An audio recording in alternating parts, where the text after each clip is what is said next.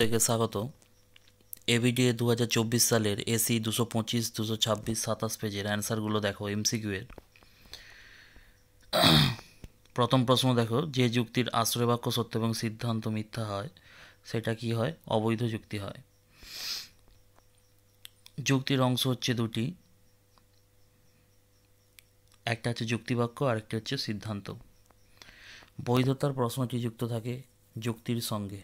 গুণ অনুসারে বচনকে দুই ভাগে ভাগ করা যায়, একটা কি সদর্থক আর একটা হলো নঙর্থক। যে বচনে কেবলমাত্র বিধেয় পদই ব্যাপ্য ও বচন হবে। অ্যারিস্টটলের মতে প্রকৃত বিরোধিতা হলো বিরুদ্ধ বিরোধিতা।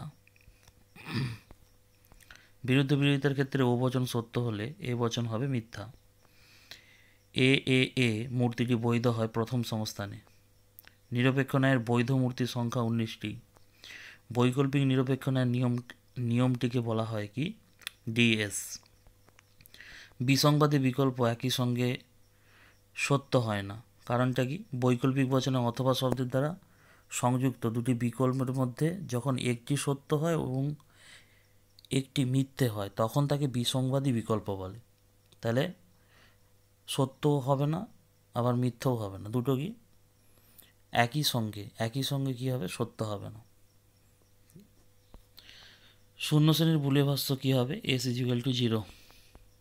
মূল শ্রেণীর বিরুদ্ধ শ্রেণীকে কি বলা হয়? পরিপূরক শ্রেণী।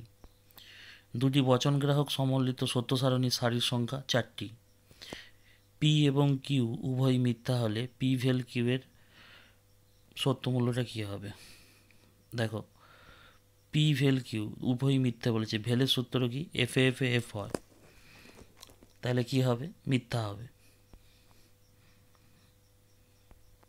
এরপরে দেখো, পি ভেল পি নাল পি এই যৌগিক বাক্যটি সর্বদাই কি হবে?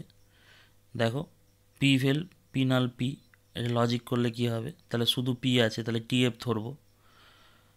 পি নাল পি সূত্র প্রয়োগ করলে কি হবে? নালের সূত্র কি? টিএফ হয়।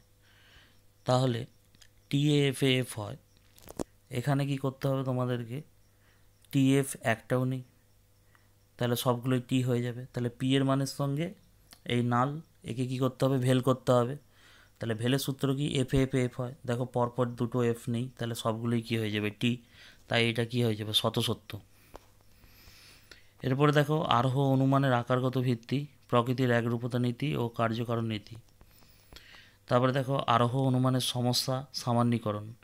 বৈজ্ঞানিক আরোহ অনুমানকে শিশু সুলভ বলেছেন বেকন।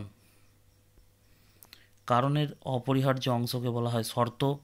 বহু কারণবাদে কারণকে গ্রহণ করা হয় পর্যাপ্ত শর্ত হিসেবে।